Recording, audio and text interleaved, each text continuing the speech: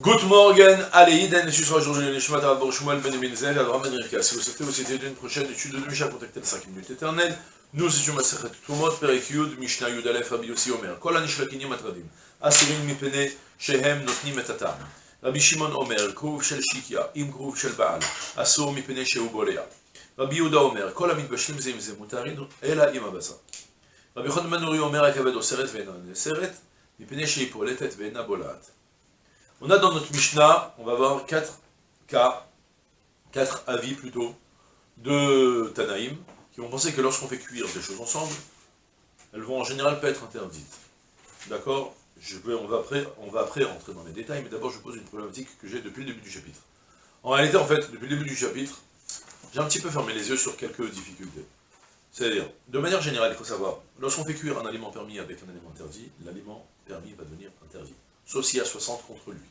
Ça, on le connaît par cœur, Batel Beshishim, et même quand c'est Min Bemino, ça on interdit que Midera parce que Min Bemino, ça suffisait 1 pour 2, malgré tout, on est mahmir, on doit avoir 1 contre 60 pour permettre. Et jamais on bouge de ça. On a dans notre chapitre, on a déjà vu plein de cas particuliers, je ne vais pas tous les prendre à l'oral, mais on avait au début du chapitre, on a parlé d'un oignon qui a cuit entièrement sur des lentilles, bon, j'ai un peu fermé les yeux, je me suis dit peut-être l'oignon il est différent. D'accord, j'avance. Après, on a commencé à voir toutes sortes de gvashim. On a mis les choses à macérer. Je me suis dit, bon, peut-être que lorsqu'on met à macérer les choses ensemble, le sel ça fige les aliments, et puis ça donne pas tellement de goût, sauf si c'est des choses qui sont très piquantes. J'ai toléré, et je continue. Mais là, j'arrive dans notre Mishnah, là, vraiment, j'ai perdu le nord. Tout simplement, parce qu'on va se mettre à parler de plein de choses, qui, lorsqu'on va les faire cuire, eh ben, elles ne vont pas être interdites. Chose qui contredit formellement d'Alachot bien clair.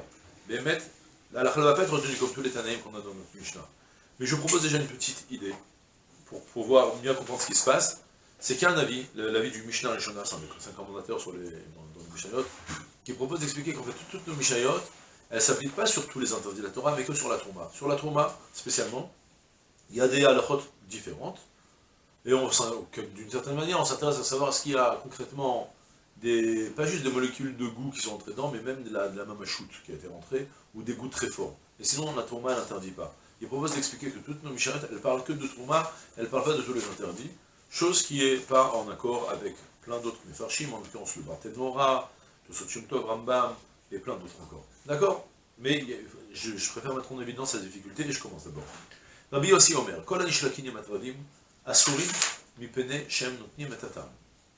Shlika, jusqu'à maintenant on a parlé de Kvisha. Quand on est kovesh, ça veut dire qu'on mettait à macérer dans de la saumure, dans de l'eau salée, dans du vinaigre, des légumes ensemble. Là, on parle dans le Mishnah de shlika. L'ishlok, ça veut dire faire cuire, mais super cuire. On met à cuire pendant longtemps, jusqu'à que les légumes ils vont devenir tout bien ramollis pendant longtemps. D'accord?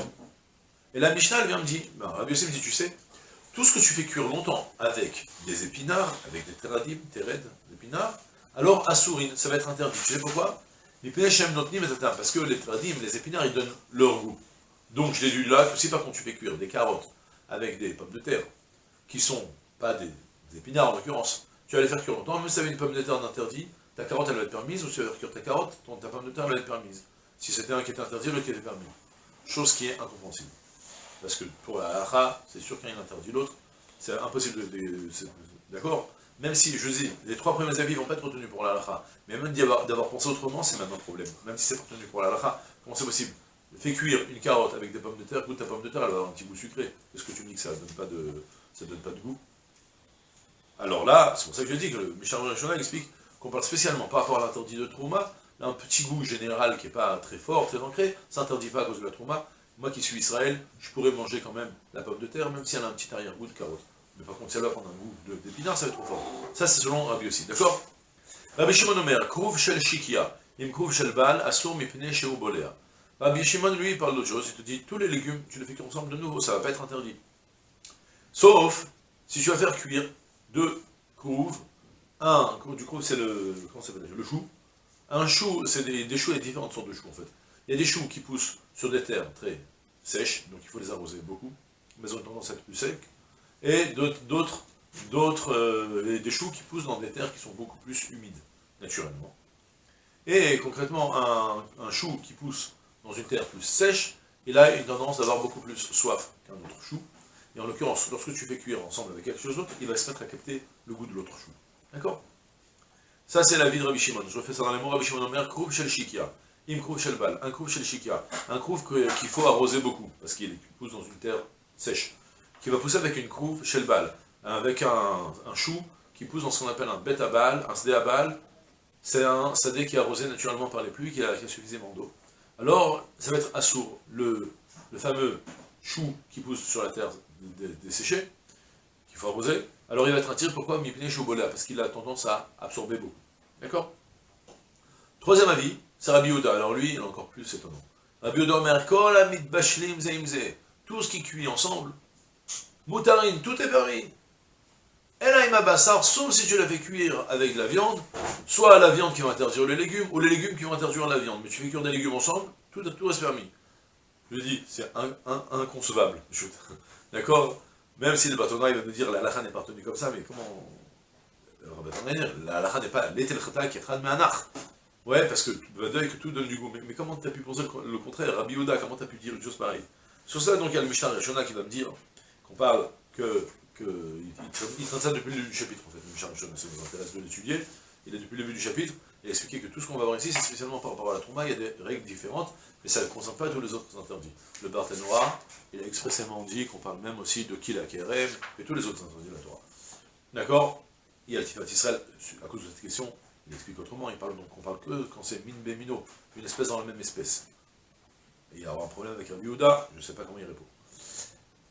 On a fini les trois premiers avis qui parlaient des légumes. Mais si déjà tu t'es mis à parler des choses qui vont donner du goût sans absorber le goût, alors on a Rabbi Yochanan ben Nouri Omer, Akaved o Seret, Venan et Seret, lorsque tu fais cuire du foie, le foie va interdire les autres, Venan et Seret, mais il ne va pas lui-même capter les interdits des autres, mais Peneshi Poletet Vena Bolat, parce que le foie, comme il va sans arrêt être concentré à faire sortir son sang et son goût, donc il donne le goût aux autres, mais lui ne récupère pas le goût.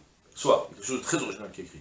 Le foie, vous savez bien que pour la halakha, on ne permet de manger le foie que lorsqu'on le fait griller sur le feu. Parce que le foie, justement, on n'a aucun moyen de cacher le foie. Parce que plus tu vas le sel, plus il aura tellement de sel, il a tellement de sang que tout le sel que tu vas mettre ne suffira pas pour absorber tout le sang. La seule solution de permettre du foie pour le faire cuire, c'est d'abord de le faire griller. Une fois que tu l'as bien fait griller, alors maintenant tu peux te permettre de le faire cuire. Là on parle d'un foie qui est cru. Parce que réellement la Gemara, elle parle qu'il y avait certains avis, je ne sais pas, concrètement pour la race, c'est pas du tout retenu, parce qu'on ne sait plus le faire de toute façon. Mais en théorie, il y aurait une certaine permission de le faire cuire d'une certaine manière. Si je ne me trompe pas, il faut d'abord faire ébouillanter l'eau très fort et d'un coup on plonge tout le foie d'un coup, et on le fait cuire ensuite pendant longtemps. C'est une shlika spéciale. Et il y a certains avis, je ne connais pas dans les détails, qui sont rapportés dans la Gemara, que c'est possible de permettre, c'est ce qu'il pense, en l'occurrence Rabbi Yochanan ben Nouri. Il va te dire que tu peux le faire de la sorte, le foie, et tu vas réussir à permettre le foie à la consommation. D'accord? Mais malgré tout, si tu mets d'autres légumes avec lui, les autres légumes, au moment où tu vas les mettre, eux, ils vont devenir interdits. Parce que les autres légumes, eux, ils vont capter le goût du foie qui est interdit. Par contre, si tu mets des légumes interdits avec ton foie quand tu fais comme ça, alors le foie ne va pas capter le goût des autres légumes. Pourquoi? Parce que le foie, comme il est occupé à tout faire sortir son sang et son goût, alors il est occupé en plita et pas en blia. Il diffuse et il ne récupère pas lui-même le goût. Pour de nouveau, la halakha n'est pas du tout retenue comme ça, comme je vous ai dit, parce que le foie, on le fait griller sur le feu uniquement pour le permettre.